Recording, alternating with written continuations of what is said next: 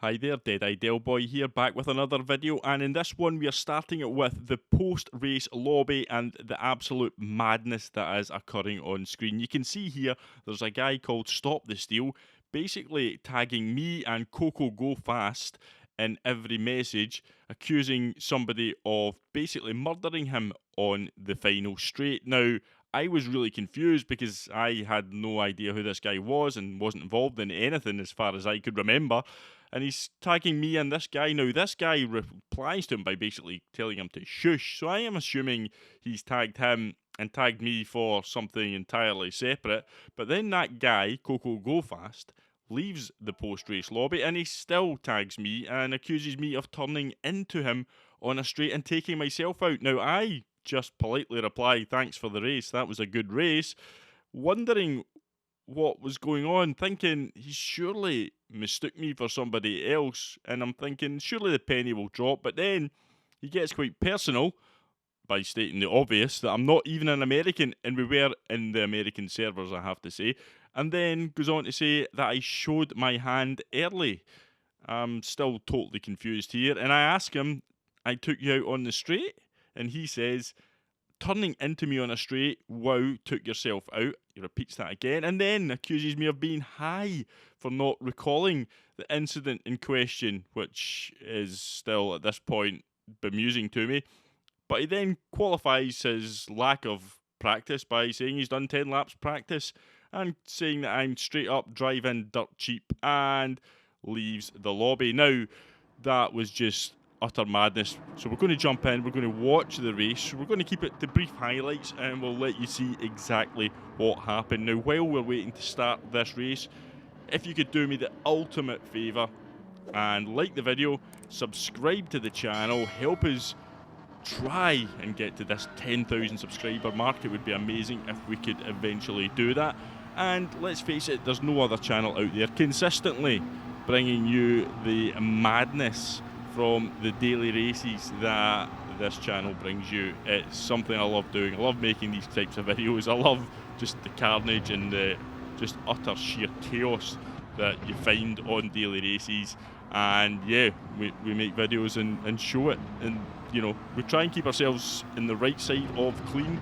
Sometimes we get dragged into things that we don't want to, but ultimately I think we can generally keep ourselves in terms of our heads held high and believe that we're doing the right thing. But the madness just happens round about us and we report on that. So here we are, Dragon Trail. It's the death chicane. It's the race that so many people love to hate or hate to love, one of the two. Basically though, if you can survive 10 laps through the death chicane, you are probably going to do quite well in terms of moving up the field. We're starting near the back because we're on our US account, we're just jumped in, we hadn't had much practice, and first thing we do is this guy on the left. That's the guy who was making all sorts of accusations. You can see there, he kind of flies up the outside, there's no contact between us, he kind of goes in a bit deep, gets involved in a little bit of a side to side, but again, nothing major, and we are happily on our way, not really giving him any, well, not giving on a second thought, and off we go, surviving just about the death chicane on our first occasion. It's really difficult actually to survive the death chicane when you're following cars so closely, so you've got to be really quite lucky at times when you're going through there, because really sometimes you're just driving through with using basically a sense of smell, because the visibility is so poor and you're just trying to make it through more luck than judgment. But we make the decision to pit early and get away from the madness, so that makes it for quite a bit of a boring start to the race until we almost go right into the back of this guy, the Canadian Dad Leisure, who is another victim of the death chicane. So that was us.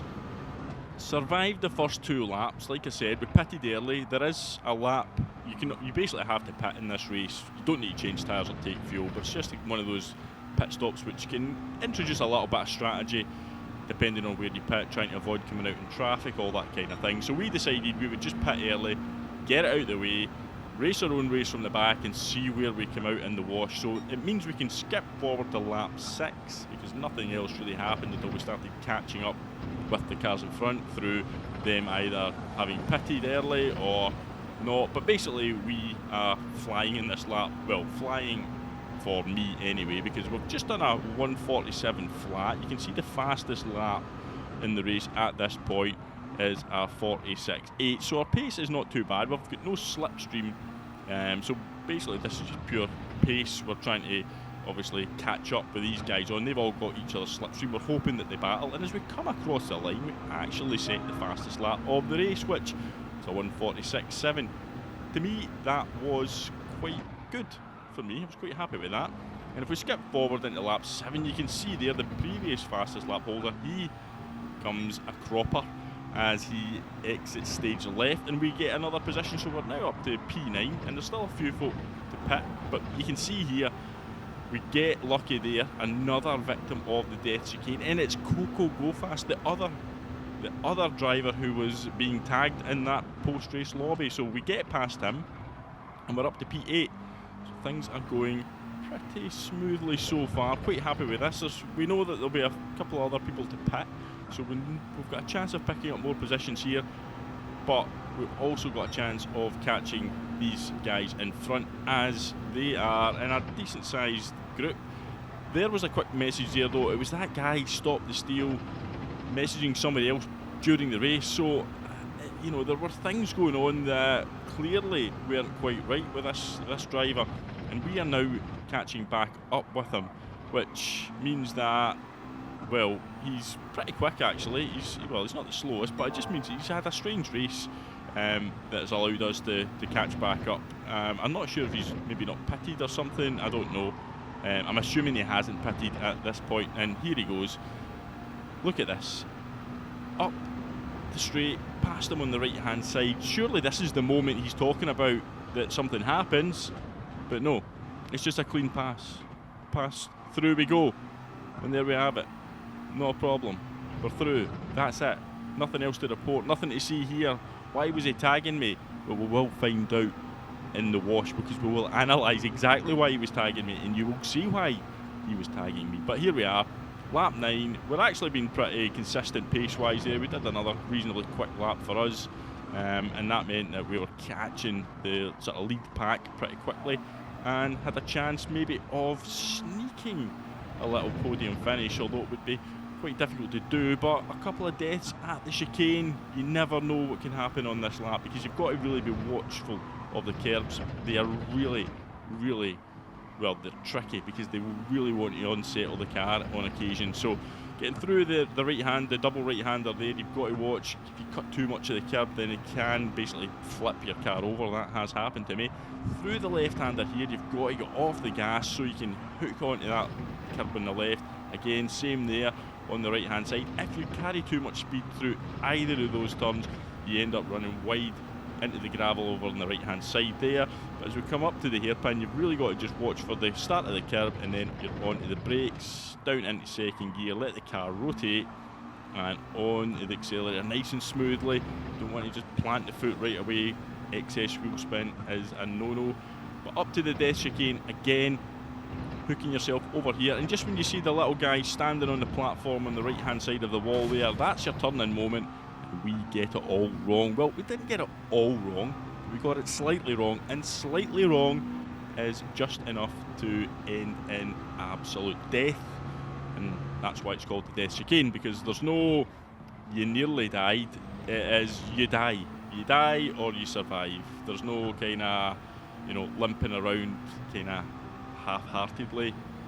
You crash into the wall at high speed and you get damage, which we've got. We've got a bumper and 2 tyres out of action here, and they quickly repair themselves, and that allows us to maintain at least 6th position here. Now, you can see behind me we've got Coco Go Fast, who was also tagged, and up ahead you've got Stop the Steal. Now, I'm pretty sure he's not pitted at this point either, and here we are. We're catching him at a rate of knots, and he's just decided now he's going to just, for whatever reason, he's slowed down completely and he's let us pass. So I think there must be some sort of an issue here. The Canadian also gets through, but you can see from the radar he's back on the power and he's sticking with us now, and that made me suspicious, because I'm thinking he's waited for somebody for some sort of a reason here. And behind us, yeah, You just hear a little crash in the background there, and Stop the Steal is back through. But look, we're gapping them now quite significantly. We're over 2 seconds ahead, 3 seconds ahead, so they've had an incident back there. We're coming round the final turn. We're heading for the finishing line, so we've not had any incident with him. Certainly not in the last lap, last turn, so I'm pretty certain therefore something has not been right with what he was saying post-race, but we're going to now have a look at exactly what he was talking about post-race as we jump into the replay. Now, you can see here from the replay, this was the first incident that he gets involved in, and he's very unlucky here because he goes through there and the leader takes him out in a case of mistaken identity. The Brazilian, it was Brazilian on Brazilian action here. You can see here the leader's coming down to turn 1. He's got the fellow Brazilian behind him who just outbrakes himself, gives him a nudge, slows down because he doesn't want to take the place. Stop the Steal decides to go through the middle, which he's entitled to do. He thinks it's the guy that's hit him and takes him out, so he's probably pretty annoyed at that, but that's got nothing to do with me as far as I'm concerned. But here we go, last lap, and he's totally completely slowed down here. He's deliberately waiting for people to go past, and there we go. He lets us pass, and he's back on the gas. So the suspicions were definitely aroused at this point as we head up to the death chicane. What is going to happen? Why has he let us pass? And here is the answer: because he wanted to punt this guy into the wall, and that's exactly what he did. Now, he then slows down to wait for him because he's not satisfied that that was enough, so he slows down to wait for him, and then he decides that they're going to just try and, yeah, they're going to have one of these moments. There's some collateral damage there. The leader previously, who he accidentally killed, well, tried to take out earlier on in the race, then decides he's going to try and take him out further again because he's not happy with what he just witnessed there. Now, there's a lot happening here. So Coco go fast, and the two of them, they have their set 2.